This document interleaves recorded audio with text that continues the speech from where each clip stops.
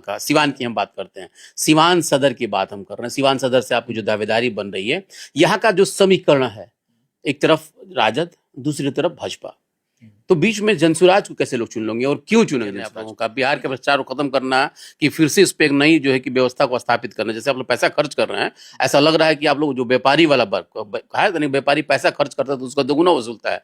कहीं ऐसा तो नहीं है कि आप लोग प्रशांत जी को कहा जाता था आपके पार्टी को कि आप लोग भाजपा की बी टीम है और भाजपा को सपोर्ट करने के लिए आप लोग मतलब इस तरह का कैंपेनिंग कर रहे हैं, क्योंकि चार मतलब विधानसभा का चुनाव हुआ था उसमें ये देखा भी गया था। और राजद वाले कह भी रहते कि हाँ भाजपा जो है कि मतलब जिस तरीके से अपना एक टीम बना दी है और फंडिंग कर रही है जनसुराज को, ये बी टीम बन गई। तो क्या ऐसा लग रहा है कि उस दाग को छुड़ाने के लिए आप लोग भाजपा पे अटैक कर रहे हैं? बात बताइए, जो बात आप कह रहे हैं, मेरे ऑडियंस इस बात को सुन रहे हैं, ऐसा नहीं लग रहा है कि कहीं ना कहीं आप सपना दिखा रहे हैं? जो कि अगर व्यवस्था की हम बात कर लें, पहले थोड़ा सुन लीजिए आप, व्यवस्था की अगर बात कर लें, सदर सिवान जो आता है ये बिल्कुल टाउन का एरिया है और टाउन के एरिया में बुनियादी चीजें नहीं है बॉस।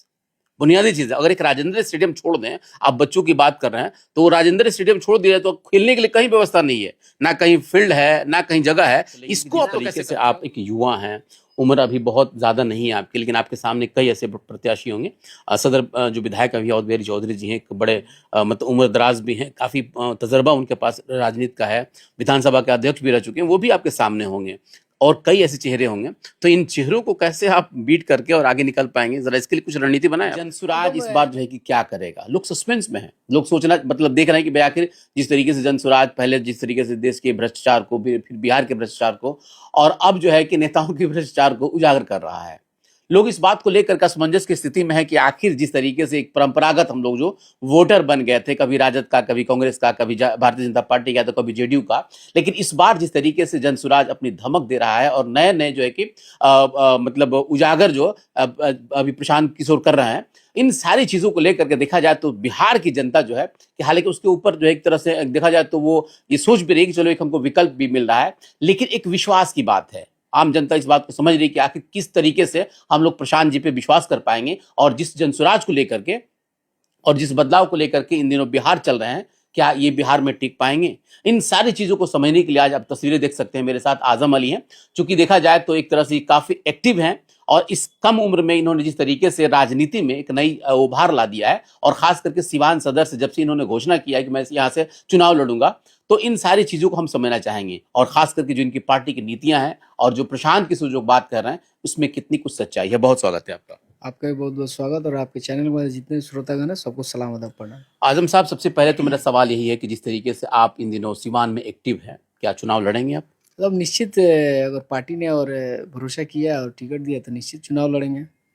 तो चुनाव किस स्ट्रेटजी पे लड़ेंगे? यहाँ तो एक परंपरा बना दी गई है कि राजद, भाजपा, जेडीयू, राजद, यही सारी चीजें, आप लोग कहाँ टिक पाएंगे? देखिए उसी पर जो लोग 35 सालों से लोग सीट अदला बदली कर रहे हैं, कोई बीजेपी तो कभी आरजेडी, कोई महागठबंधन के तौर पे, इस तरह से लोग कर रहे हैं। तो पूरे बिहार के लोग, सिवान नहीं पूरे बिहार के लोग अब समझ चुके हैं कि ये लोग क्या कर रहा है, कि हम लोगों के साथ ठगी कर रहा है, छलावा कर रहा है, लोगों के साथ विश्वासघात कर रहा है। तो वैसे लोग के जो भी गद्दी पे बैठे हैं उनको उखाड़ कर फेंकने का काम अब बिहार की जनता करने वाली है और सिवान की जनता करने वाली है। अब जो भी बात होगा विजन पे बात होगा, अब जो भी बात होगा शिक्षा, रोजगार और प्लान पे बात होगा, स्वास्थ्य पे बात होगा। इस तरह से विजन और जो पार्टी का मेरा सिद्धांत है उस सिद्धांत की लड़ाई होगी। अब ना ही कि दल और ना ही कि व्यक्तिगत व्यवहार पे बात होगी। चलिए, एक आपने बात कह दिया कि मतलब बदलाव की बात। प्रशांत जी सबसे पहले जब शुरुआत उन्होंने पदयात्रा से किया था, तो पदयात्रा में उन्होंने बिहार की व्यवस्था को उजागर किया था। ना सड़कें थी, ना बिजली, ना व्यवस्था, मतलब हर चीज़ों को उन्होंने दिखलाया। अब वो धीरे-धीरे लोगों के मतलब कभी किसी का सर्टिफिकेट देख रहे हैं, तो कभी किसी का एजुकेशन देख रहे हैं, तो कभी किसी का भ्रष्टाचार देख रहे हैं। क्या आप लोग भी कहीं न कहीं मतलब बदल रहे हैं क्या? मतलब धीरे-धीरे सा राजनीति में जो पहले वाली परंपरा थी उसको भी आप लोग अपना लेंगे क्या? नहीं, वो अपनाने वाली बात नहीं है। बात ये है कि कोई भी अगर व्यक्ति अगर किसी पे लांछन लगाता है तो उससे पहले अपने गिरेबान पे झाँकना चाहिए। तो बीजेपी के जो भी नेता हैं, कभी माननीय प्रशांत किशोर पे बोल रहे हैं कि पैसा कमाने के लिए आए हैं, कभी ये अपना प्रोग्राम कर रहे हैं, ये पैसा कमा के लोगों को ठग के चले जाएँगे। तो ज़ाहिर-सी बात है हम तो कुछ ना कुछ आपके बारे में ज़रूर टिप्पणी करेंगे भाई। तो वो तो उनके बारे में नहीं बोलेंगे वो चोर हैं चाहे कुछ हैं। बीजेपी के नेताओं को तो ये नहीं बोलेंगे कि भाई आप ये कर रहे हो। आप डायरेक्ट उनके पक्ष में वो बोल रहे हैं कि आपके पास अगर सर्टिफिकेट है, आपके पास अगर ये प्रमाण हम दे रहे हैं, उसको आप हमको जनता के पास आप हमको समझाइए कि आपके पास इतना धन आया कहाँ से, आप ये सर्टिफिकेट जो लगाएं जिससे आपका रिहाई हुआ, जुगलैन हुआ, उसका आप सर्टिफिकेट दिखाइए।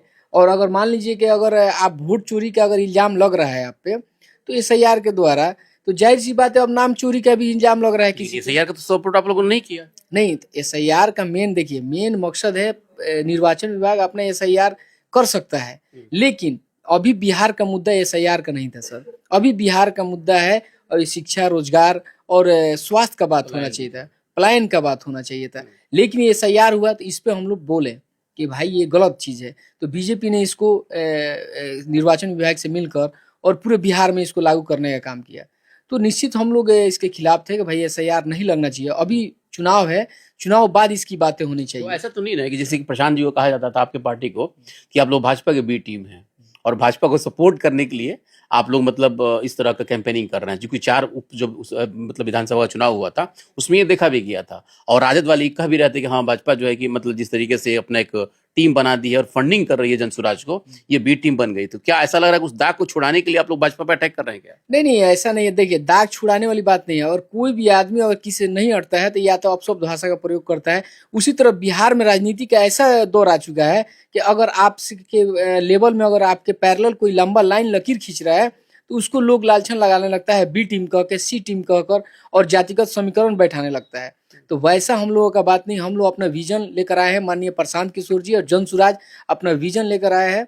और निश्चित हम लोग जन जन क्या विजन है आप लोगों का? बिहार के भ्रष्टाचार को खत्म करना कि फिर से इस पे एक नई जो है कि व्यवस्था को स्थापित करना? जैसे आप लोग पैसा खर्च कर रहे हैं, ऐसा लग रहा है कि आप लोग जो व्यापारी वाला वर्ग कहा है नहीं, व्यापारी पैसा खर्च करता है तो उसका दोगुना वसूलता है, कहीं ऐसा तो नहीं कि आप लोग वैसे ही करेंगे? नहीं नहीं, ऐसा कोई बात नहीं है। देखिए, पैसा उसूलने की बात नहीं है और ना ही पैसा खर्च करने की बात है। हम लोग जो अपना व्यवस्था, जो भी पार्टी या दल करता है कि भाई 10 रुपया आप सदस्यता ग्रहण लीजिए, उस तरह से करके हम लोग चंदा इकट्ठा करके, जैसे हम ही लोग प्रत्याशी हैं तो 21,000 रुपया मान लीजिए हम लोग लगाए हैं। तो इससे क्या होगा, पार्टी का काम होगा। जैसे यहाँ पे मान लीजिए 4 प्रत्याशी हैं तो 4 प्रत्याशी अपना दिए तो अब पार्टी फंड में गया। तो उस तरह से हमारी संस्था चल रही है, हमारी पार्टी चल रही है। ना ही कि हम लोग कोई मुख्यमंत्री है या प्रधानमंत्री है या फिर कोई विधायक एमपी है तो हम लोग फंड लेकर चोरी करके भ्रष्टाचार करके। प्रशांत जी से जब भी हम लोगों ने सवाल किया, मैंने भी कई बार सवाल किया, जब भी उनका प्रेस कॉन्फ्रेंस हुआ तो उन्होंने कहा कि देखिए हम कई ठो मुख्यमंत्री बना है तो उन लोग भी हमसे फंडिंग करता है। हालांकि खुल करके जवाब इस पर नहीं देते हैं। देखिए, निश्चित है कि 10 स्टेट में उनके मुख्यमंत्री बनाने में कंधा उन्होंने लगाया है। तो जाहिर से उनके मित्र यार होंगे, तो जाहिर सी बात है कोई भी दोस्त यार अगर रहता है और कोई मुसीबत घड़ी में आता है और इतने बड़े संकल्प लेकर चले हुए हैं बिहार बदलने की मुहिम, जो 35 सालों से नहीं कोई कर पाया, तो आज माननीय प्रशांत किशोर ने एक कदम उठाया है। तो उसके लिए जाहिर सी बात है जो उनके दोस्त है, जो उनके करीबी हैं, जो उनके सहयोगी हैं, उनको इस कदम मिला के तन मन धन से उनका सहयोग कर रहा है। चलिए हम लोग बात अब छोड़ देते हैं, वहां का सिवान की हम बात करते हैं। सिवान सदर की बात हम कर रहे हैं। सिवान सदर से आपकी जो दावेदारी बन रही है, यहाँ का जो समीकरण है, एक तरफ राजद, दूसरी तरफ भाजपा, तो बीच में जनसुराज को कैसे लोग चुन लेंगे और क्यों चुनेंगे जनसुराज को? देखिए, जनसुराज को सबसे पहले बात समझिए, जनसुराज चुनने का मकसद ये है लोगों का कि जो 35 सालों से जो यहाँ सिवान में लोग के साथ छलावा हुआ है। आप शिक्षा स्तर देखिए कितना लचर हो गया है। स्वास्थ्य विभाग, आप सरकारी अस्पताल में चले जाइए, आप छोटा से छोटा अगर इंजर्ड होता है तो डायरेक्ट पटना रेफर होता है। अगर कोई डॉक्टर इलाज के लिए बैठता है तो अगर 5 दवा लिखता है तो उसमें एक ही दवा आपको वहाँ पे मेडिकल स्टोर में मिलेगा, नहीं तो सामने से प्राइवेट दवा आपको खरीदना पड़ेगा। उस तरह से गरीब लोगों को बहुत दिक्कत होती है, जो कि एक ही दवा से वो काम चलाते हैं। आप चले जाइए ब्लॉक में या थाना में, कोई भी अधिकारी हो, अफसर ग्रेड के जो भी लोग हैं, वहां पे आपको बिना पैसा दिए आपका काम हो ही नहीं सकता है सर, सिवान नहीं पूरे बिहार में।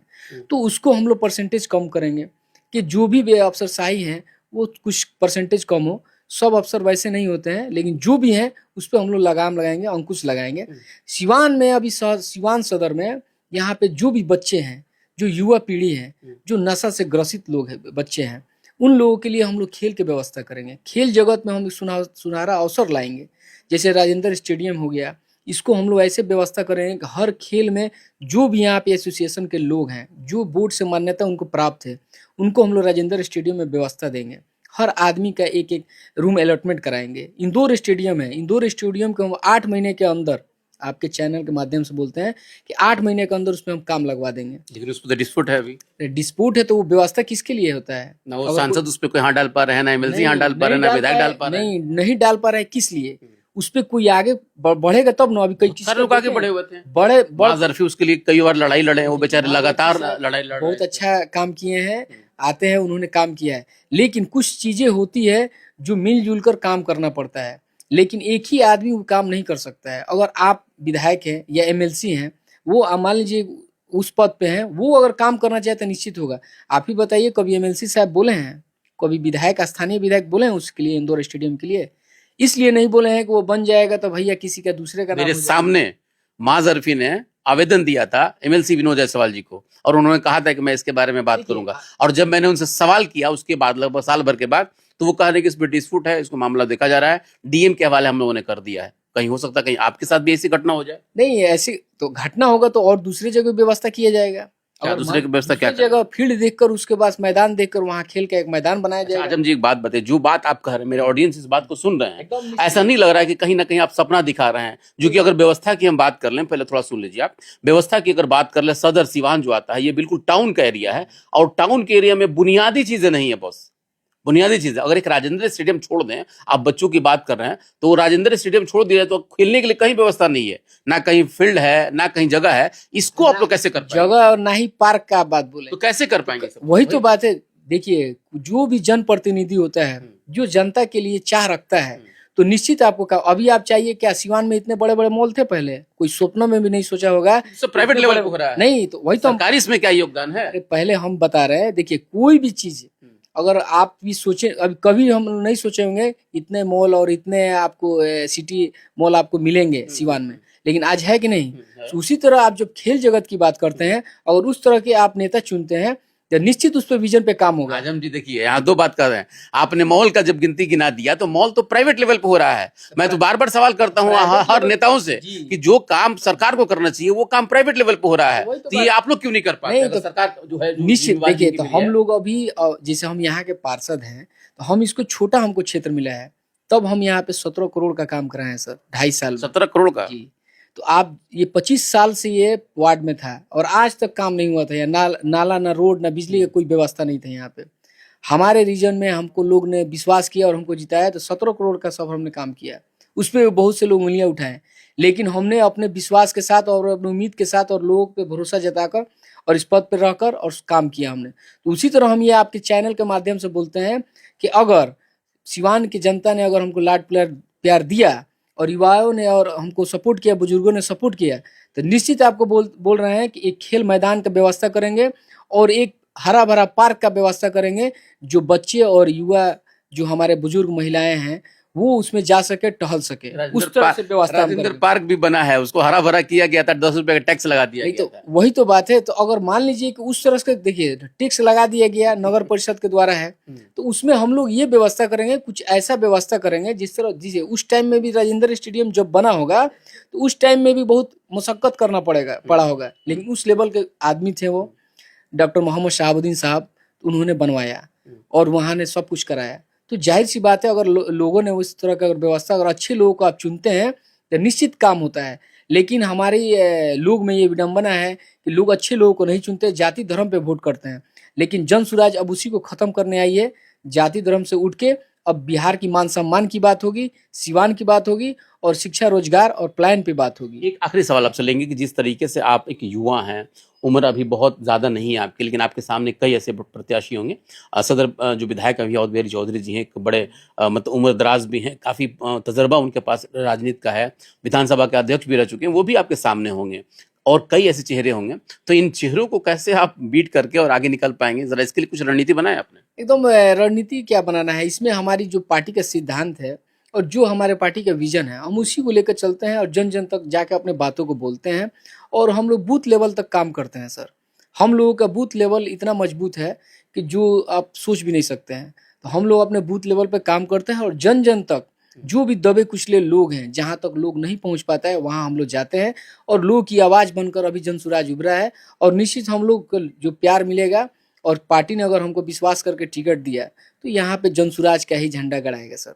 गड़ा जाएगा? एकदम निश्चित गड़ा जाएगा, झंडा गड़ा जाएगा एकदम निश्चित, 100%। चलिए, तो फिर आपने देखा जिस तरीके से आजम अली, हालांकि इन्होंने एक बहुत पॉइंट की बात कह दी, जब मैंने कंपैरिजन किया बहुत बड़े बड़े प्रत्याशियों का, तो इन्होंने साफ कहा कि मैं अपनी पार्टी के नीतियों को लेकर के जनता के बीच में जाऊंगा और जनता उसको देख करके अगर मुहर लगाती है तो जाहिर है कि मैं पहला विधायक यहाँ से बनूंगा। जाहिर है कि इनका सोच भी बड़ी है और इनकी पार्टी का जो विजन है उस विजन को लेकर के जा रहे हैं। फिलहाल इस इंटरव्यू पे आपकी क्या प्रतिक्रिया है, कमेंट के माध्यम से जरूर बताएं और आगे की खबर के लिए जुड़े हमारे साथ। बहुत बहुत धन्यवाद।